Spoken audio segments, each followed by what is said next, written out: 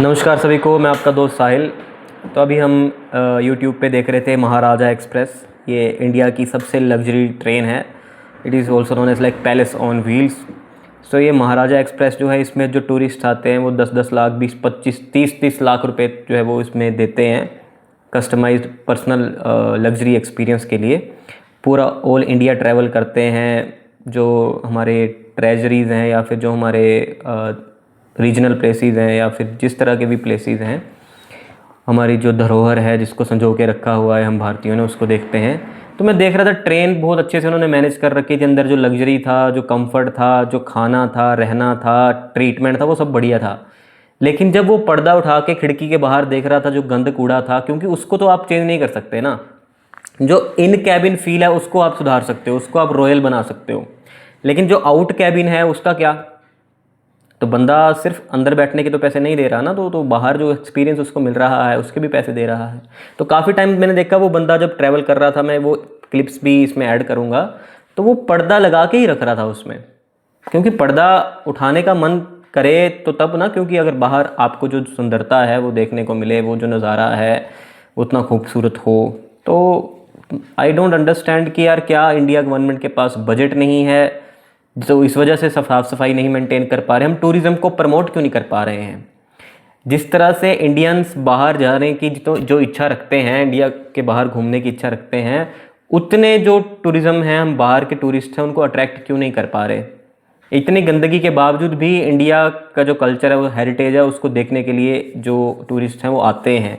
तो अगर हम साफ़ सफाई को, और सिर्फ मैं ये नहीं कहता कुछ नया बना हुआ, जितना है उसको ही सुधार लें हम। अगर हमारे इंडिया में बहुत जगह है घूमने वाली, सिर्फ साफ़ सफाई की वजह से हम रह जाते हैं, हमारा ही नहीं देखने का मन करता, झूठ क्या बोलना है ना। तो बाहर का कोई टूरिस्ट आएगा तो वो क्या देखेगा? वो इतना अच्छा 25 लाख का सफ़र करके जब उतर रहा है, जिन रास्तों पे चल रहा है वहीं पे नाले हैं, वहीं पे गंद कूड़ा पड़ा हुआ है, तो वो कैसे उसकी जो जर्नी होगी उसको वो जस्टिफाई कर पाएगा, वो जितना पेमेंट है उसको जस्टिफाई कर पाएगा? तो मेरी गवर्नमेंट से ये गुजारिश है, ये रिक्वेस्ट है कि सिर्फ साफ़ सफाई का हम ध्यान रख लें। नया कोई स्टैचू ना बनाएं, उस पर 250-300 करोड़, 1000-2000 करोड़ हम ना लगाएं नई किसी चीज़ पे। जो हमारी पुरानी धरोहरें हैं हम उनकी साफ़ सफाई रखें। बस इतनी मेरी गवर्नमेंट से गुजारिश है, अगर वो कर पाएँ। मेरे साथ रविंदर जी बैठे हुए हैं। रविंदर जी, आप भी इस बात के ऊपर कुछ कहना चाहें तो आप। नहीं, आपने सब कुछ ही कह दिया सारा जी, बहुत अच्छा बोला आपने। चलो, बहुत खुशी होती है। मतलब हमारा कहीं ना कहीं ड्रीम बन रहा था कि यार हम कभी, आज नहीं तो कल, कभी हमारे पास इतना पैसा हुआ तो हम भी इसमें जाएंगे। लेकिन उसके बाद हमने चाइना की ट्रेन देख ली। चाइना की ट्रेन के अंदर का जो कैबिन का जो फील था वो इतना ज़्यादा एडवांस नहीं था, लगभग एक जैसा ही था। लेकिन जो बाहर आउट कैबिन का फील था, इतनी साफ़ सफाई थी कि मन कर रहा था कि यार अगर हम 10-20 लाख रुपए कभी लगा के ट्रैवल करेंगे ना ज़िंदगी में, अगर यूट्यूब ने हमें मौका दिया, यूट्यूब के जो हमारे चाहने वाले हैं उन्होंने हमें वहाँ तक पहुँचाया, तो कभी हमने अगर इस तरह की जर्नी कभी की भी, किसी सफ़र पे, किसी जर्नी पे इतना पैसा लगाया भी, तो हम वो चाइना वाली पे लगाएंगे यार।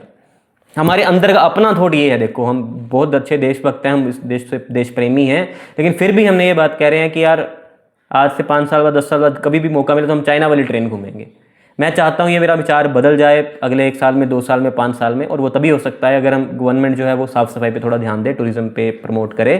तो हमारे इंडिया में बहुत कुछ है। हमारा इंडिया गरीब नहीं है, हम और पैसा बाहर की कंट्री से खींच सकते हैं। Tourism is the only option.